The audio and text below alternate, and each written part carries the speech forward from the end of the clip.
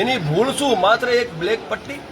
હું ગુજરાત સરકારને અને પ્રશાસનને કહેવા માંગુ છું કે બ્લેક પટ્ટીવાળા તો ઘણા બધા ફરે છે, ઘણા બધા બ્લેક પટ્ટી લગાવીને ફરે છે ને ભાઈ. સરકારી કર્મચારીઓ ફરે છે, પોલીસ પ્રશાસનના અધિકારીઓ ફરે છે, પોલીસ પ્રશાસનના કર્મચારીઓ ફરે છે, પોલિટિકલ લોકો પણ ફરે છે. તો પછી આ એક ફોજી સાથે આટલું દુર્વ્યવહાર શા માટે?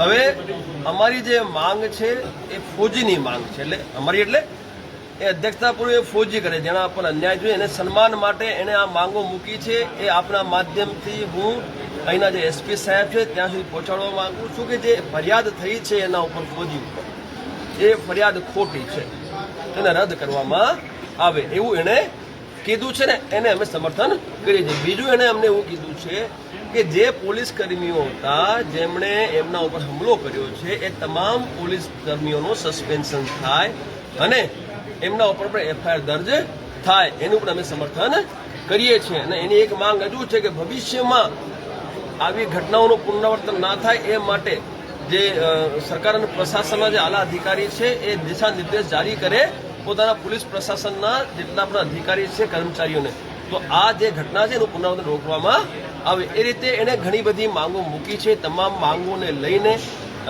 અમે એને સમર્થન કરીએ છીએ ને અમે આપણા માધ્યમથી ગુજરાત સરકાર અને પ્રશાસનને 14 તારીખ સુધીનો સમય આપી રહ્યા છીએ કે આ એક અઠવાડિયું તમારી પાસે છે. આ અઠવાડિયામાં તમારે આ તમામ માંગો ઉપર કાર્યવાહી કરવાની રહેશે. અને જો ન્યાય નહીં આપો તો પછી ન્યાય લેતા અમને આવડે છે, પહેલાં લીધા છે, અત્યારે પણ લઈ શકીએ છીએ, આગળ પણ લઈશું. અને હું તો આગ્રહ કરું છું તમામને, જેટલા મળે તમામને હું આગ્રહ છે ભાઈ, આ રાજનૈતિક પાર્ટીઓ જે છે ને એ માત્ર વોટની ભાષા સમજે. શાની ભાષા સમજે? વોટની ભાષા. જો આપણા ફોજીને ન્યાય ના મળે ને સાહેબ તો અત્યારે સરકાર કોની છે? અહીંયા ભાજપની સરકાર છે. કોની છે? એટલે ભાજપ પણ કામ કરીને સાંભળી લે. જો આને ન્યાય નહીં મળે તો આવનારા જે ચુનાવો છે એમાં અમે ભાજપાનું બહિષ્કાર કરીશું, વોટ નહીં આપીએ. તૈયાર છો બધા? તૈયાર છો? સાંભળી લેજો. એટલે તમે